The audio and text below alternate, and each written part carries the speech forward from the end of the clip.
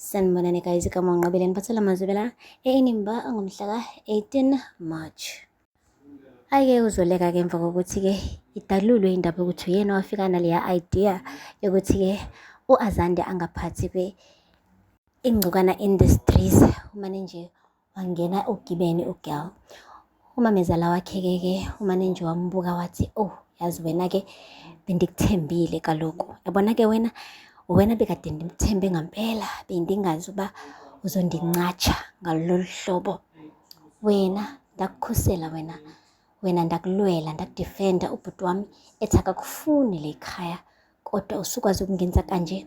Wathi uxolo mama, wathi xulisela ntoni, yintoni uzoyenza manje ukufikisa le nto leyo usuyenzile. Wathi mama, bengifuna nje ukukhusela ikamva lalo mndeni. Wathi njani? Ngokuvalela umnyana wami ngaphandle, waqeda waduba unomfundiso wahamba.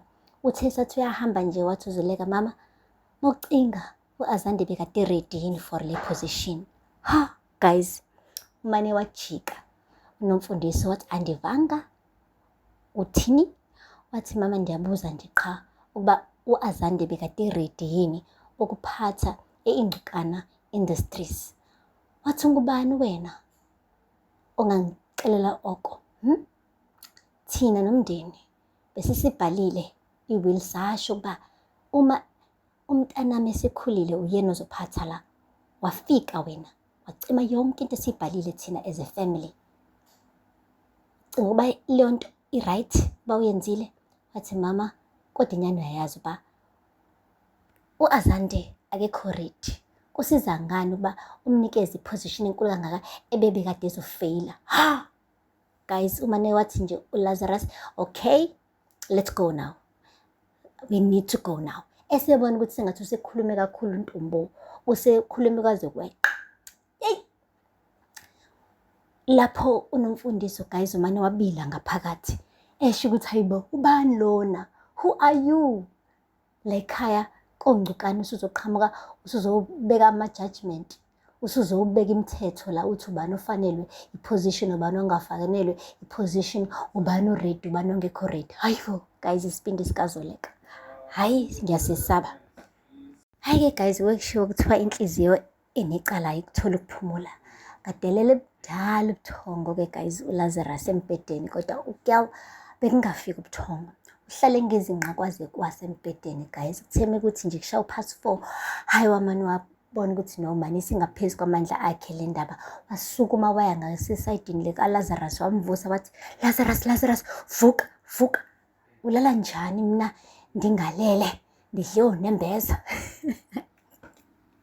Guys, wathi Lazarus, yini? Intoni?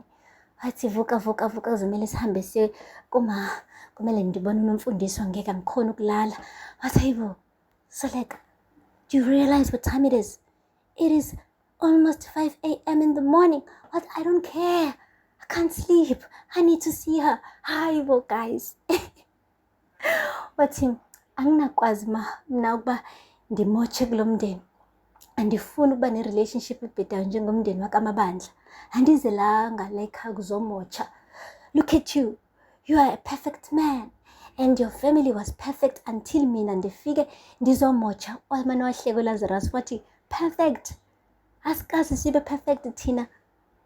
Into yenzile nje wena ukuveza i-crack ekade vele zikhona. You just exposed the cracks that were already there. Wathi ngeke. Ndicinga ukuba mina onengxaki apha kaMabandla. Umshado wami wafeyila. Kuyimanje ngithi manje ngizemshadweni o-perfect. Ndiyafika ndiyamotsha. Yimina onengxaki. Wathi you don't have a problem. You are not the problem. Don't worry about it.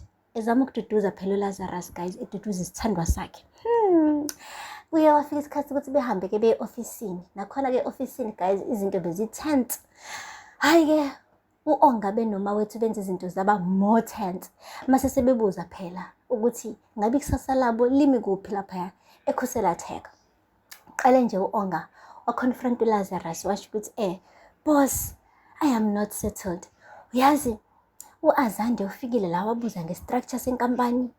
Ngiyambona ufundile naye impela uze wathola ne-experience overseas. So andazi uba ikamva lami limi kuphi, like I don't know. Wathi uLazarus, since when wena u-insecure? You are a CIO. Ngosukusaba i-position yakho ayindawo, uhlezi i-CIO, okay? I don't have time for this, let me go. Ngaphuma wethu ubuza uZoleka uthi kade ndafika apha mna, hey andiboni inqubekela phambili. It's like I'm reaching the ceiling in this company, andigrowishi, ndicela uba undiphe ama-opportunities, yabo, because andazi uba ikamva lami limi kuphi apha. Hayi bo, wamane wathi mawethu, I do not have time for this, like I've got a lot on my plate as we speak. Sicela bandla ukuba sithethe ngale nto next time, excuse me. Hayi-ke guys, kubonakala nje ukuthi impela kuningi abagowisha kukona laphaya uLazarus noZoleka. Ngalena-ke guys, kongcokana. Nango-ke ubaba kaLazarus ezama phela ukubutuza amagabade kudade wabo uNomfundiso. Thi dade, unjani? Lapho uNomfundiso lugcwele ulwandle guys, kubonakala ukuthi uthukuthele ukhafula umlilo. Washo ukuthi mntana sekhaya, ngifuna ukuxelela uba andinangxaki nawe mna. Uyazi yonke lento le siyenzela abo ikusasa lalomndeni, ikamva lethu leli. I want you to see the bigger picture. Wathi uyazi wena mfowethu, benicinga uba kuyona yonke lento le uzondisupporta. Wathi hayibo Nomfundiso, kudala ndangikusupporta mna, ngisho Azanda ngathi uba ngizomkhulisa njengonyana wami futhi ndiyenzile eyonto leyo. Ungaze uzunginikeze like i-bad attitude uthi mina angikaze ngibe like a good role model to unyana wakho. Ndimkhulisile unyana wakho, ndiyenzile eyonto. Wathi pho kungani ungavazi ume eceleni kwami undidefende uma kukuthi kufika uZoleka nale proposal? Kungani ukhetha uba undincatshe na? Wathi andikuncatshanga mna wakwethu, uthe kusasho njalo kwabe kuqhamuka uZoleka. Wathi ndicela nje ukuthatha nomama alone. Nangampela-ke guys, wahamba kubaba kaLazarus wabashiya bobabili. Guys, to tell you that I thought uZoleka would just say, I'm so sorry, this was a big mistake, I take it all back. Hey guys, kephi khona ushilo wathi nje, I'm so sorry ma, bengesiyona inhloso yami ukuthi-ke izinto igcine zikanje, but well, sekwenzakalile-ke. What do you think should happen? Wathi mana manje ngisasho, Azande is not ready for this position. I'm only protecting the future of our kids here, future family. So usiza kuphi ukuthi simnikeze le position ebezofeyila?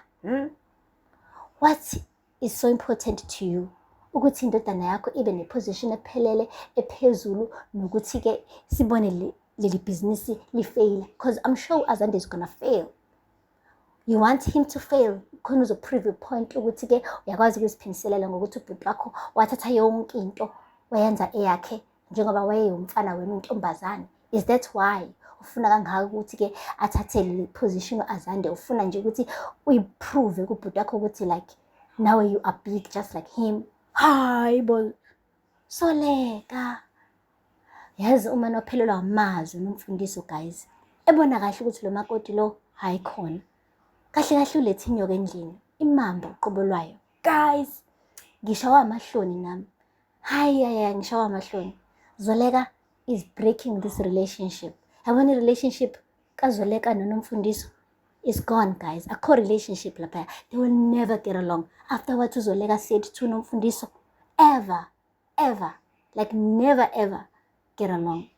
Kodwa-ke akhumbule ukuthi-ke uNomfundiso can make her life a living hell memphatha ngale ndlela, because at the end of the day umamezala yena umakoti uZoleka, and siyazi-ke ukuthi omamezala badume ngani guys komakoti.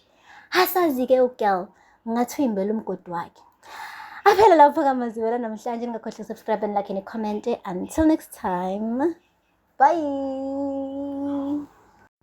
Sanibonani guys, kama ngqabeleni phathela Mazibela eNimba ngomhla ka 18 March.